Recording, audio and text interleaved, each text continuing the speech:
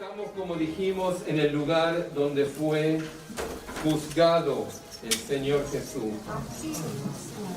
Nosotros sabemos que al lado del templo, Herodes el Grande construyó lo que se llama la fortaleza Antonia.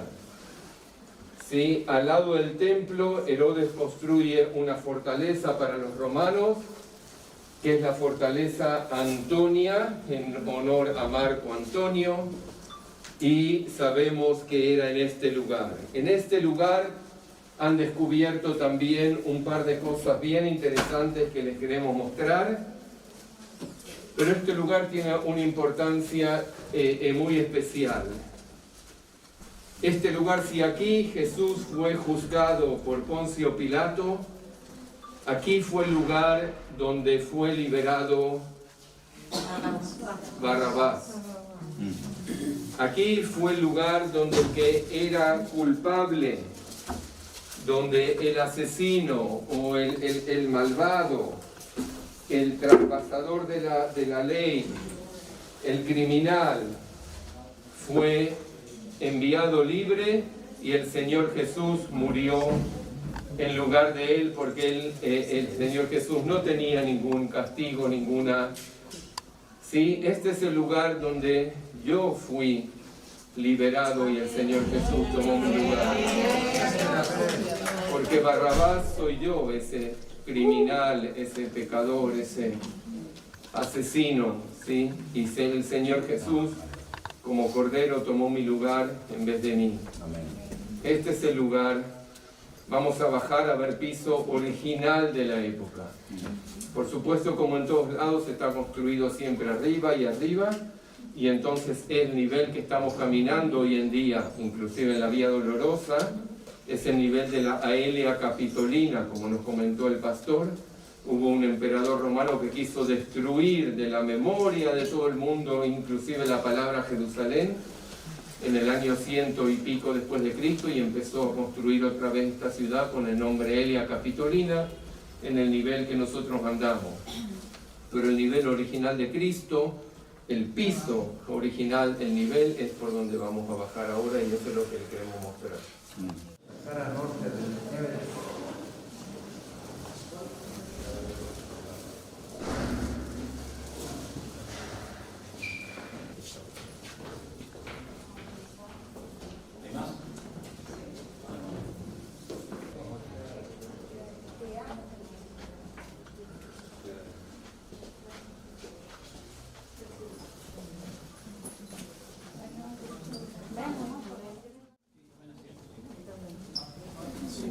Ven, esto es lo que están viendo ahí en el piso, el juego del rey, el juego como de dados. Como dice la palabra, por sus ropas echaron suerte, entonces jugaron, parece, los soldados romanos un jueguito para saber quién se quedaba con la... Hay muchos detalles que leemos de la última semana, de los últimos días del Señor Jesucristo, que parecen cosas casuales, ¿no? Eso de que soltaran a uno, dieran preso al otro, lo de las vestiduras, lo de las expresiones en la cruz, parecen expresiones así que no tienen ningún sentido, pero nada, absolutamente nada en la vida del Señor Jesucristo era por casualidad. Todo tenía una razón de ser. Ustedes leen, por ejemplo, los salmos. Tenemos 150 salmos en nuestras Biblias. Muchos de ellos son salmos, digamos, se llaman mesiánicos, proféticos, ¿no? Que anticipaban con siglos de antelación los sufrimientos del Señor Jesucristo. Por ejemplo, cuando puedan, lean el Salmo 22. Parece un periodista que está al pie de la cruz o describiendo la naturaleza, el aspecto físico del mismo Señor Jesucristo, ¿no? Por lo tanto, todo lo que pasó en él, todo tenía propósito, razón de ser, no hay nada casual. Como tampoco en la vida de una persona que es guiada por el Espíritu de Dios, ocurren las cosas por el azar, no por casualidad, sino que siempre hay un propósito. Yo siempre digo que siempre y cuando tu vida esté ordenada, en línea, en orden, en santidad con el Señor, hay un propósito, hay unas cosas que ocurren, ¿verdad? Que a veces son inexplicables desde nuestro punto de vista, pero que Dios, que tiene todo bajo su control, sabe ¿verdad?, cómo mover las circunstancias, las pruebas, las dificultades. Dicho sea de paso, el Señor no tiene que pedirnos permiso absolutamente a nosotros para probarnos o para llevarnos por distintos recovecos de la vida, sino que Él, como nuestro dueño, ¿no? Cuando decimos Señor, estamos utilizando una palabra que significa amo, que significa dueño, ¿no? Así que cuando digas, ay Señor, pues te estás dirigiendo a tu amo, al que te compró, ¿verdad? Decimos, no, es que la salvación es gratis. Bueno, la salvación es gratis para nosotros, pero alguien tuvo que comprarla, alguien tuvo que pagar el precio, ¿no?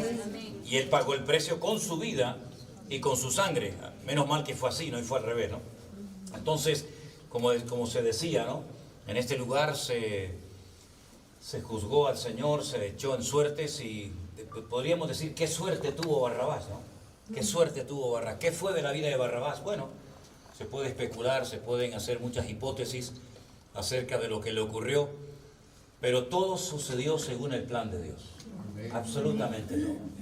Y yo me alegro muchísimo de que en ese momento el pueblo, los que estaban allí, votaran por Barrabás y al Señor Jesucristo lo llevaran a la cruz, porque si Él no hubiera muerto, tengo un mensaje que prediqué hace años donde decía qué hubiera ocurrido si Jesús en Getsemaní se hubiera negado a ir a la cruz, cosa que podía haber hecho, ¿verdad? ¿Qué hubiera ocurrido con la historia de la humanidad, con la historia del hombre, con nosotros si Cristo no hubiera muerto? Y ahí hay toda una explicación de todas las desgracias que podían haber ocurrido si Cristo no hubiera muerto.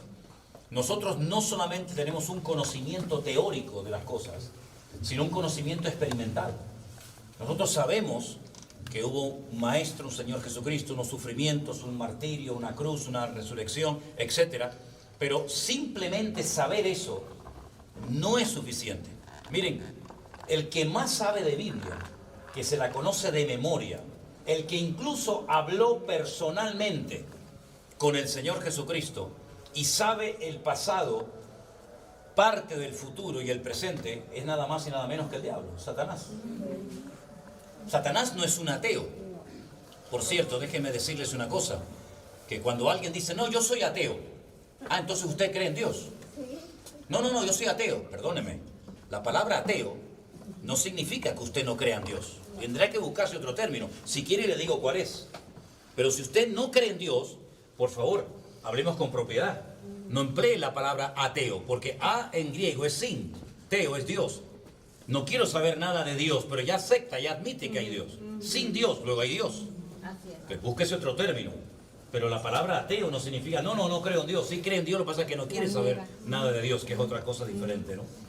Pero hermanos queridos, estamos en un lugar realmente donde ahora lo vemos iluminado, muy bonito, cómodamente, con sillas. Pero en este lugar estuvo el destino de la humanidad. Y yo doy muchas gracias al Señor de que ustedes hoy son testigos de que en este lugar el Señor fue sentenciado y todo se cumplió conforme, todo se cumplió conforme a las Escrituras. Miren, hermanos, era tan difícil, por no decir imposible, hacerse pasar por Mesías, que era humanamente hablando imposible que una persona pudiera demostrar que fuera el Mesías. Porque hay más de 150 detalles, repito, más de 150 detalles, ponga la palabra profecía si quiere, que tenían que cumplirse en una persona para poder decir, este es el Mesías. Algunas se podían hacer, por ejemplo, si yo quisiera ser el Mesías y la Escritura dice que alguien me iba a traicionar o a vender por unas cuantas monedas de plata, podemos amañarlo, podemos arreglarlo para que parezca que me estás vendiendo, pero ya nos hemos puesto de acuerdo. Sí, hay algunas cosas que humanamente hablando, digamos que podían tener cierto amaño. Pero ¿y la resurrección? ¿Cómo la amañamos? ¿Cómo arreglamos el tema de la resurrección? Por lo tanto, nosotros creemos que Cristo no fue un impostor. Ahora, déjenme que les diga algo. A lo largo de la historia, antes y después, siguieron viniendo algunos que se hacían pasar por el Mesías. Pero nosotros sabemos en quién hemos creído. Amén. El verdadero Mesías vino, murió, resucitó, ascendió y volverá otra vez a este mundo. Entonces, ustedes están viendo la Biblia. Ustedes están viendo la Biblia. Lo que sucedió hace 2000 años en este lugar partió el rumbo de la historia en dos. Y queríamos traerlo a este sitio. Yo, ¿cuántas veces he querido venir? Siempre está cerrado. Siempre está cerrado. Pero gracias al Señor hemos podido venir. Me imagino que ese día para Barrabás habrá sido un día de alegría, ¿no? Decir, bueno, me libré. Pero, repito, doy gracias al Señor que el que murió en la cruz no fue Barrabás, sino fue nuestro Señor Jesucristo. Sí, que hermano, una lectura que fue aquí mismo.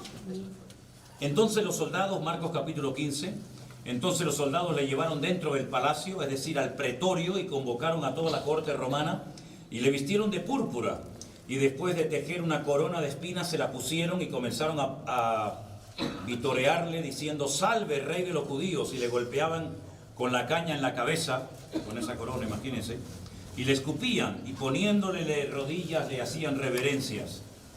Después de haberse burlado de él, le quitaron la púrpura, le pusieron la ropa, le pusieron su ropa, lo sacaron para crucificarle, y obligaron a uno que pasaba, que venía del campo, llamado Simón de Cirene, padre de Alejandro y de Rufo, a que llevara la cruz de Jesús. Este Rufo, algunos piensan que es el hermano del apóstol Pablo, porque en Romanos capítulo 16, Pablo dice, saluden a Rufo, que es mi hermano, y a su madre, que es la mía. No lo sabemos con seguridad, pero esto que les acabo de leer, Marcos capítulo 15, sucedió en este lugar. Gloria a Dios. Pero algo muy importante, si yo personalmente supiera que todo esto se cumplió, que lo azotaron, que lo escupieron, que lo vituperaron, que le pusieron una corona de espinas, lo lamento, pero si todo acabó en esto, yo ahora mismo me iría a mi casa. Porque para adorar, para cantarle a un muerto, no hace falta gastarse la plata y venir hasta esta tierra. Pero ¿a quién le cantamos en el autobús cuando vamos? ¿A quién adoramos? ¿A quién honramos? A Él que está vivo. Si Él no estuviera vivo, nosotros estaríamos en nuestros delitos y pecados. Y los que murieron creyendo que fueron perdonados, fueron dignos de lástima. ¿Por qué? Porque no se les perdonó los pecados. Y si Él no resucitó, tú y yo tampoco resucitaremos. Y si Él no resucitó, ¿a quién le estamos predicando y qué estamos predicando? Hablando de un muerto. Podemos ir a visitar la tumba de grandes hombres a lo largo de la historia que están ahí enterrados. Nunca me olvidaré, y ustedes lo van a ver, cuando lleguemos a un lugar donde decimos o se dice que el Señor estuvo. Una hermana me preguntó, dice, pero hermano, ¿qué venimos a ver aquí si esto está vacío? Y le dije, gloria a Dios, hermana, se imagina que no hubiera resucitado. ¿Qué hacemos aquí entonces nosotros, no? Tenemos un Cristo que murió por nosotros, resucitó al tercer día y pronto volverá otra vez. Dios le bendiga. Amén. Seguimos adelante.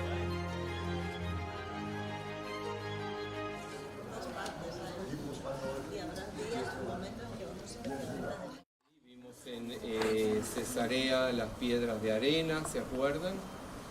Y en Jope vimos en el norte, en el Galil, las piedras basálticas negras.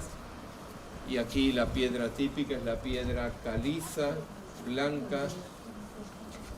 Entonces Jerusalén está construida o las casas están cubiertas con esa piedra. Y con esa piedra, a veces muy aburrido, pero miren, esto es la misma piedra, esta es la misma piedra. Se pueden hacer todo tipo de matices, todo tipo de cortes que le dan una belleza especial. Entonces vamos a entrar al Museo del Libro. En el Museo del Libro es donde guardamos los pedacitos originales, donde exponemos, los pedacitos originales de rollos del Mar Muerto. Los rollos del Mar Muerto fueron rollos, dejen lugar para pasar a los que vienen detrás. Los rollos del Mar Muerto fueron rollos del Antiguo Testamento. El Antiguo Testamento, ustedes saben, está compuesto por la Torá, los 5 primeros libros de Moisés, los escritos y los profetas. Los escritos, entre ellos los Salmos, Reyes, Crónicas, ¿sí? Y los profetas mayores y menores, ustedes saben. Solo eso es la Biblia hebrea.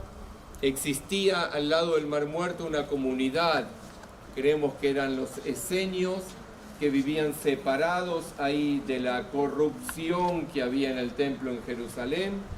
Ellos decían que eran los hijos de la luz, y los sacerdotes de Jerusalén eran los hijos de la oscuridad, de las tinieblas, los falsos profetas. Entonces ellos se separaban y vivían en comunidades, los esenios. Una de las comunidades principales, ahí a orillas del Mar Muerto, en Qumran, al lado de donde nosotros hicimos almuerzo y vendían las cremas del Mar Muerto también ahí. Entonces ellos vivían ahí en comunidad de hombres esperando la venida del Mesías, hacían 3 veces por día baño ritual, se purificaban, ¿sí? Para estar preparados siempre para la venida del Mesías, como dijimos, comunidad de hombres, ¿sí? Las mujeres no tienen mucho en la religión judía, muchas obligaciones ni nada, sino los hombres, y ellos copiaban y atesoraban libros del Antiguo Testamento. Escribió, sí, tenían otros libros que nosotros llamamos apócrifas, que no entraron en el canon del Antiguo Testamento ni de toda la Biblia completa. Entonces, el descubrir esas cosas fue un enriquecimiento impresionante. Cuando vinieron los romanos, dijimos que en el año 66 nos levantamos contra los romanos, le hicimos una revolución y empezaron del norte hacia el sur a destruir todo pueblo judío. Llegaron en el 70 y destruyeron Jerusalén y el templo. Cuando venían a destruir esa comunidad de los esenios que vivían ahí al lado del Mar Muerto, ellos escondieron esos rollos tan sagrados del Antiguo Testamento, de sus apócrifas, sus interpretaciones, sus salmos, en vasijas de barro, en cuevas. Los escondieron en vasijas de barro, en cuevas. Vinieron los romanos, destruyeron lo que pudieron, lo que no vieron no lo destruyeron y nadie supo más de eso. En el 1947, ahora, bueno, estamos en el 2000, pero antes, en el 1947, un pastor beduino andando con sus ovejas, se le metió una de las ovejas en la cueva, él tiró una piedra para que la piedra haga ruido, la oveja se tenga miedo y salga para afuera corriendo, y cuando él tiró la piedra le escuchó crash, que rompió una vasija de barro. Fue a ver qué es lo que él rompió y encontró pedazos de papiros y de cueros con cosas escritas, beduino de esa época, no sabía leer por supuesto, pero vio que el cuero era bueno. Entonces sacó, al otro día vino con su hermano y su familia y empezaron a encontrar pedazos de cueros con cosas escritas. Dijeron, cueros buenos, se pueden hacer cordones para sandalias, suelas de sandalias, y empezaron a vender cuero para hacer suelas de sandalias. Uno que entendía de antigüedades lo vio y vio que las sandalias esas tenían en la suela algo escrito. Se lo llevó a su sacerdote y el sacerdote dijo, aquí hay cosa escrita en hebreo. El sacerdote había estado en Sinaí, en el convento de Santa Catarina en Sinaí, y se dio cuenta que estamos hablando de pedazos de suelas de sandalias con cosas de la Biblia, con el Antiguo Testamento. Empezó a comprar, le dijo a los beduinos que traigan más de ese cuero. 1947, en el 1948 estalla la Guerra de la Independencia de Israel. Y en la Guerra de la Independencia, judíos contra árabes, Jerusalén se divide, el sacerdote ese se escapa a Estados Unidos con 4 rollos. ¿Sí? A veces había pedacitos chiquitos, a veces había rollos completos. Él se escapa a Estados Unidos con 4 rollos, él sabía lo que tenía. Y lo pone en venta en el diario, en el periódico. Rollos con escritos antiguos judíos pueden ser buenos para grupos, células hogareñas, iglesias o todo tipo de reuniones de ese tipo. Había un general israelí recogiendo fondos para el ejército de Israel en la Guerra de la Independencia. Cuando él vio ahí en Nueva York, en el Wall Street Journal, el anuncio del periódico que se vendían cosas antiguas escritas en hebreo, él fue a verlo. Él era hijo del arqueólogo más grande que había en Israel, entendió enseguida de lo que se trató. Entonces trataron de comprar y al momento ya todo el mundo empezó a saber que había alrededor del Mar Muerto en las cuevas, sí, rollos de la Torá y del Antiguo Testamento de la época de Cristo. Así se descubrieron los rollos del Mar Muerto. Esa parte cayó en manos de los jordanos hicieron excavaciones, invitaron a universidades de todo el mundo a excavar y a descifrar, porque había también pedacitos chiquitos. Los romanos cuando vinieron destruyeron con las espadas lo que pudieron, quemaron lo que pudieron, y lo que no se conservó en vasijas enteras.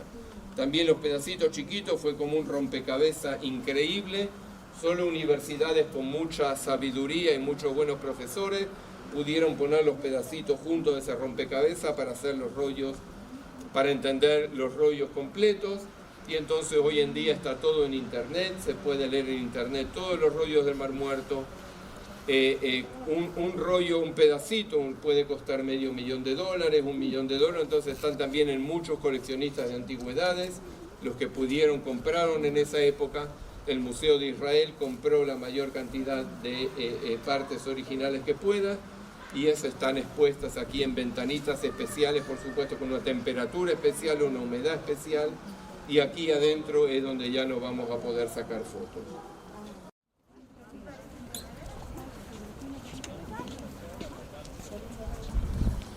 Lo que pasa es que los rollos del Mar Muerto se encontraron en un... ¿Anda el micrófono? ¿Alguien me escucha? Sí, se escucha. Sí. Lo que pasa es que los rollos del Mar Muerto se encontraron en vasijas de barro, ¿sí? Y esta es como la tapa de una de esas vasijas de barro. Vamos a dar la vuelta, vamos a entrar y vamos a ver el museo abajo, pero vamos a empezar viendo el modelo de Jerusalén en la época de Cristo.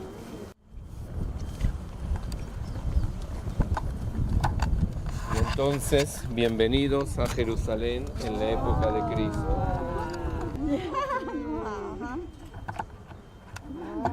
Para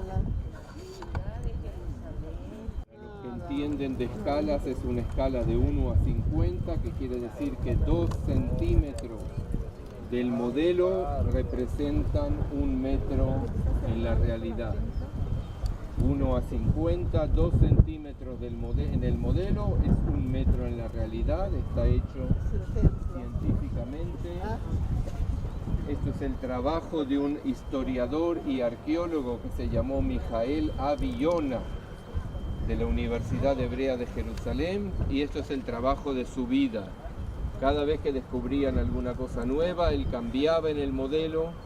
Él fue haciendo durante años y años este modelo. Para los que vinieron hace muchos años, estaba en el Hotel Holyland, y cuando se destruyó el Hotel Holyland, el Museo de Israel lo trajo para aquí. Ahora quiero que se concentren aquí todos, porque quiero que vean lo que está delante mío. ¿Qué es la parte más grande de Jerusalén en la época de Cristo? Lo más importante, el templo, ¿verdad? ¿Ven el edificio más grande? Aquí exacto delante mío.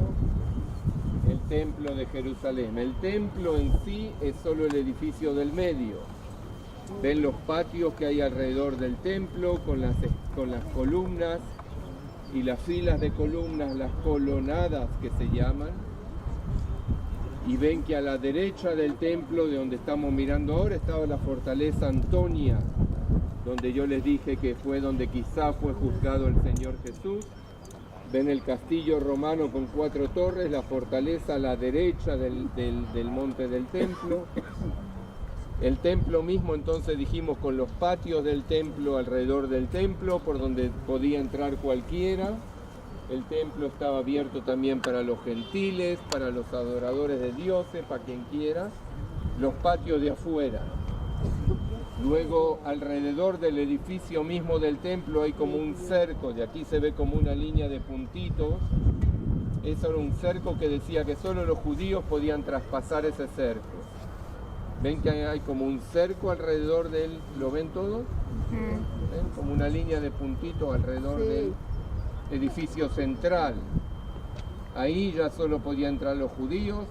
En el patiecito más chiquito delante del templo mismo, donde hay unas escaleras que parece un medio círculo, eso era el patio de la...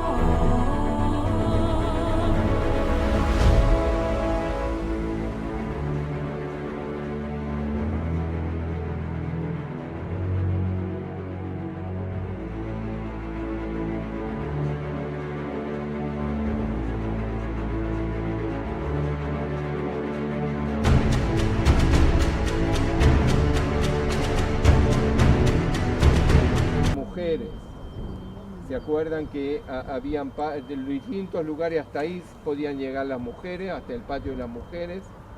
Estaba el lugar donde se ponía la ofrenda ahí, ¿se acuerdan de la ofrenda de la viuda? Hermanos queridos, estamos en un sitio muy bonito, estamos en el Museo del Libro, y a mis espaldas tenemos una maqueta gigante de cómo era la ciudad de Jerusalén en los tiempos de Cristo. Las murallas eran muchísimo más grandes, y aquí detrás de mí pueden ver el templo de Jerusalén. Era enorme en comparación con otras edificaciones de la ciudad. El templo de Jerusalén era un lugar muy importante para el pueblo de Israel. Quedó totalmente destruido en el año 70 después de Cristo. Y aquí también a la derecha del templo, estas 4 torres, es lo que se conoce con el nombre de la fortaleza de la Antonia. Era donde vivía Poncio Pilato y desde ahí ellos podían observar lo que estaban haciendo los judíos, en lo que hoy en día sería la explanada del templo.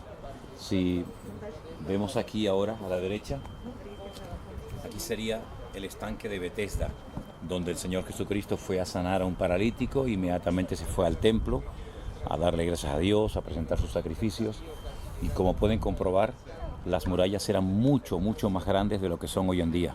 Esto aquí abajo sería el torrente de Cedrón, y estaríamos nosotros, digamos, ahora mismo, desde donde estamos grabando, el Monte de los Olivos. Miren qué enorme era el templo de Jerusalén en la época de Jesús, hace 2000 años. Esta escalera que ven ustedes aquí sería la puerta dorada, que hoy en día estaría cerrada, aunque vuelvo a insistir, lo hemos dicho muchas veces, que en la época del Señor Jesucristo estos muros no son los de hoy en día. Los muros de hoy en día son del siglo XVI, que fueron mandados a construir por Sulimán el Magnífico. Esta es una panorámica muy bonita de la Jerusalén en un tamaño bastante grande, de la Jerusalén de la época de Jesús.